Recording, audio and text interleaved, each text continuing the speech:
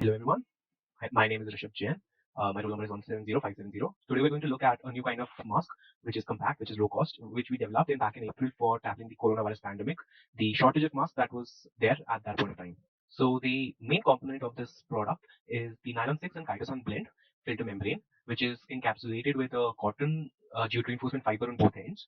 This nylon 6 and chitosan blend is 30% weight by volume nylon 6 and 0.06% weight by volume chitosan. Why we do this is because blending chitosan with nylon 6 will help us yield electrospun membranes which are smaller than the average pore size which is possible with nylon 6 alone.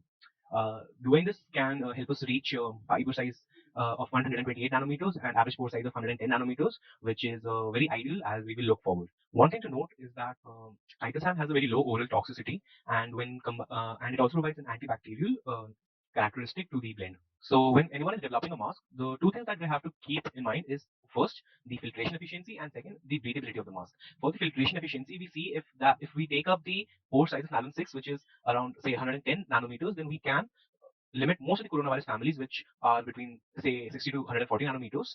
This is because the pore size of such a blend, even if it's 110, can often remove particles 50 nanometers. It has been shown with around 94 to 97% of efficiency.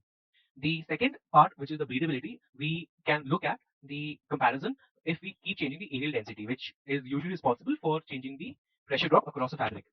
In the case of nylon 6 and chitosan blend, if we are having an electrospun fiber, then even if we change the aerial density, the pressure drop across the fiber is pretty much constant.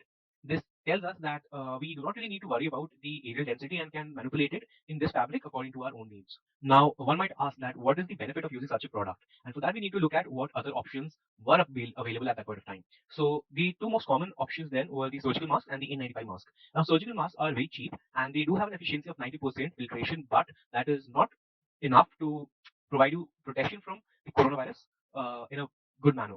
The production rate is pretty easy and the protection time is somewhat around 4 hours, so you need to keep changing it every 4 hours.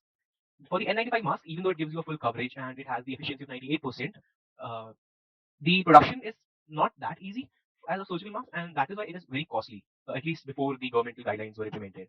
It does have a very high protection time, which makes it worth the while, but in a pandemic, the shortage of N95 masks need to be tackled at a very rapid pace. What our solution does, it copies the N95 mask's full coverage model.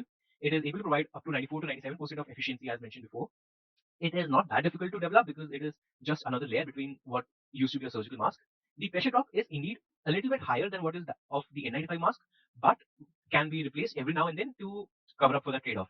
The pricing, as we were able to estimate, was very cheap, and the production time was also double that of a surgical mask, giving you the full range in a very low-cost product.